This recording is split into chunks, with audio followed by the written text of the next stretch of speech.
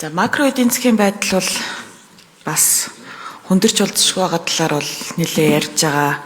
Төсвийн орлого таслалцсан, нүүрсний үн унсан. За Монгол банкнд хамааралтай хоёр зүйл байгаа: валютын анш, инфляц. За доллар бол 3600 авцсан байж гэн. За сүүлийн үед бол юаний ханш бол 500 гараа авчлаа шүү дээ. Тэгээд энэ бол маш их бас болгоомжлолт төрүүлж байна. Яг тэгэхээр худалдааны салбарынханд бол бас хүн цохилт болж байна. Ялангуяа одоо импортлагчид нарт гэдэг юм уу. За инфляц бол одоо хоёр оронтой тоолоорж болцсохгүй болоод явчлаа. Тэр яг энэ цаг мөчөд эдийн засгийн мянган орооны гишүүд та бүхнээс Монгол банкны ерөнхийлөгчөөс бодлогын манлайлал хүсэж байгаа маа. Тэгээд макро эдийн засгийн асуудал дээр нэг юм бодлогын манлайлалтай ажиллаад өгөөч ээ. Яг энэ төрлийн зүйл яриач ээ гэдгийг одоо гишүүд маань бол удаа дараалан асуулаа гэж харж байна. За тэгсэн чинь Монгол банкны тайлан яаж орж ирж ийн вэ гэхлээр жоохон чимэг очихдгүй. Тэгсэн чинь Монгол банкны тайлан яаж орж ийн вэ гэсэн чинь Apple Pay нэвтрүүллээ, онцлог үйл явдал. Ерөнхийдөө тийм хуралд хамрагдлаа. Тэгээ энэ бол одоо бас юм бодлогын манлайлал юусоо огтхонч биш байна. Тэгэхээр та бүхэн маань бол одоо энэ нөгөө хүмүүсийн яриад байгаа шүүмжлэлийг бас хүлээж аваад тэгээд одоо зүгээр нэг юм засгийн газрын одоо нэг юм дохиураар биш, үнэхээр яг юм одоо мөнгөний бодлогын хараат бус байдлыг хадгалаад тэгээд энэ макро эдийн засгийн бодлого дээр бас нэг юм дөрвтойхон шиг санал уралдуулад хуралтайгаа бас яг тамтарч ажиллаад тэгж ажиллаач гэж хүсэж байна. Тэгээд тэрийг бас нэг жоохон ойлгоосэй гэж удаад энэ тэгэхгүй ингээд за ингээд нэг хэдэн асуултанд ингээ хариулцдгийг. Тэгээд ар дээр нь одоо нэг тайлангаа батлуулаад яваад өгнө гэсэн тийм бодолтой бол баймааргүй байна. Тэгээ өнгөрсөн одоо ер нь лагсурын ерөнхийлөгчийг томилогдсноос хойш хугацаанд бол Монгол банкны бол энэ бодлогын манлайлал бол огт харагдсангүй. Дандаа л юм нэг засгийн газрын кармашиг л ингэж явж ирлээ. Тэгээ сая инх төвшин гишүүний асуултанд та бас хариулахтаа хэллээ. За хөтөлбөрийн зээлүүд дээр Монгол банкны балансан дээр 3.6 их 80 төгрөгийн дүн байгаа гэж хэлж байна. За энэ дүнг одоо бүр задаргаатай одоо хэлмээр байна. Тэгээд дараа нь бичгээр бас ирүүлмээр байна. Яг ямар төсөл хөтөлбөрүүд яваад байгаа. За тэр Эрдэнэс Монгол дээр байгаа зээл байгаа юм байна. За бусад одоо энэ нөгөө хүнсний хувьсгал гэх мэт одоо хөнгөлтэй зээлийн хөтөлбөрүүд байгаа юм. За тэрийг бүр ингээд нэг бүрчлэн дуртахыг хүсэж байна. За сая төсвийн хүрээний мэдэгдэл батлагдсан. За тэгээд алдагдaltaгүй төсөв гэсэн концепц чинь бол явж байна. Гэхдээ энэ одоо бас хэр зөв юм буруу юм гэдгийг бас одоо гişүүд бас яриад байгаа. За валютын ор хурсгал дээр ер нь бид нар юу бодох юм бэ? За энэ юуны нүүрсний Жаргалан шөнийн минут. Тэгээ одоо уул уурхайн түүхийн эдийн үн буурч байгаа энэ цаг мөчид энэ валютын ор хурсгал дээр бас ямар бодлогод барьж байна. Сая жишээлбэл хөгжлийн банк нэг 500 сая долларын бонд гаргамаар байна гэсэн зүйлнийг арга хэмжээнд дээр бас яриа явж исэн. За энэ төрийн өмчт компаниуд дээр бас янз бүрийн ямар боломжууд байгаа юм ч гэх юм. Энэ талаар та нарын бас судалж байгаа зүйлүүд байна уу? За хяналтын зөвлөлийн гишүүд танд хэлмээр байна. За та бүхний одоо ирүүлсэн дүгнэлт хангалтгүй байна. Тэгээ бүх гишүүд нас орж ирээгүй. Зөвхөн Ууганбаатар даргал ирсэн байна.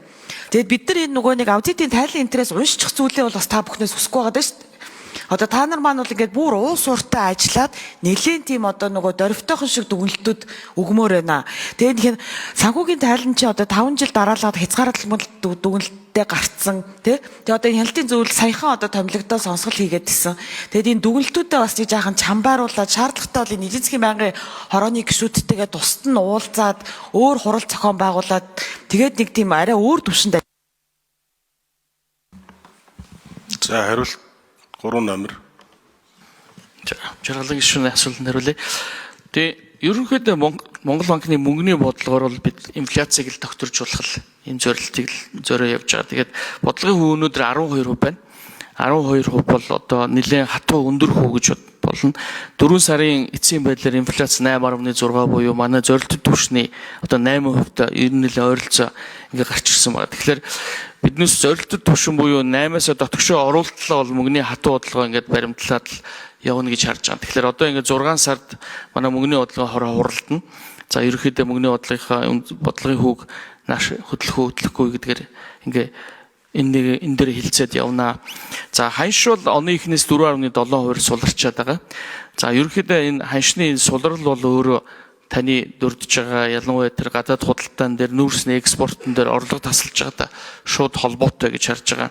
За тэр утгаараа ч гэсэн оны эхэнд төлбөрийн тэнцлийн алдагдал бараг 900 сая доллартай тэнцэжсэн бол одоо ингээд буугаад явж гин 4 сарын эцсийн байдлаар 480 сая болж доошо буурж байгаа. Хэрвээ нүүрсний экспорт хэвийн хэмжээнд очих юм бол төлбөрийн тэнцэл, гадаад худалдааны тэнцэл эргээд хэвийн байдалтай орно. Валютын нөөц нэмэгдэнэ. Ханш бол илүү тогтвортой байна л гэж харж байгаа. За ер нь бол яг бодлогын манлайлалын хувьд бол яг одоо сая 24 оноос эхлээд Монгол улсын эдийн засаг нөгөө ковид болон геополитикийн хүнд нөхцөлтэй байдлынхаа араас л гарч ирж байгаа юм л да. Тэгээ 2020-оос 2022 оны хувьд бол Монгол банк яалтч явахгүй засгийн газартай ковидын бодлого дээр энэ нэгдсэн бодлого ингээд ажилласан. Дараа нь 2022 оны 2 сараас эхлээд Орос Украины дайнтай холбоотойгоор хүндрэл үүссэн учраас энэ дээрээ бас бодлогын уялдаагаа нэлээд ойролцоо ажиллаж эхэлсэн байгаа. За одоо энэ оноос эхлээд Төв банкны хувьд бол илүү бие даасан бодлого баримтлах боломж нь одоо гарч ирж байна л гэж харж байгаа. 3.6 тэр андуурсан тоо. Тэр нөгөө хөтөлбөрийн зээлийн дүнг хэлэхдээ тэр нөгөө Монгол банкныхаа саяны юутай хамт авлага гэдэг андуураад хэлсэн нь буруу ойлголт яасан юм. Тэгэхээр Монгол банкн дээр ийм өөр авлага бол байхгүй. Зөвхөн саяны инх төвшин гишүүний асуусан тэр 2 том л авлага байна. Хяналтын зүйл хэдэн номер байна? 5 номер. Тодорхой хариулаарай. За хяналтын зүйлийн дарга Уганбаатар жаргалан гишүүний шүүмжийг хүлээж авлаа. Тэгээд дараагийн удаа илүү өөрийн хэлснээр чамбай дүгнэлт оруулж ирэхээр онцгой ажиллая. Ер нь бол ярилцах асуудал нэлээд байгаа гэж бол дотроо бодож байна. Тэн дээр бас санаачлаг гаргаад ярилцах зөв болов уу гэж бодож байна. Тэр юуг бас саналыг бас хүлээж авч байна.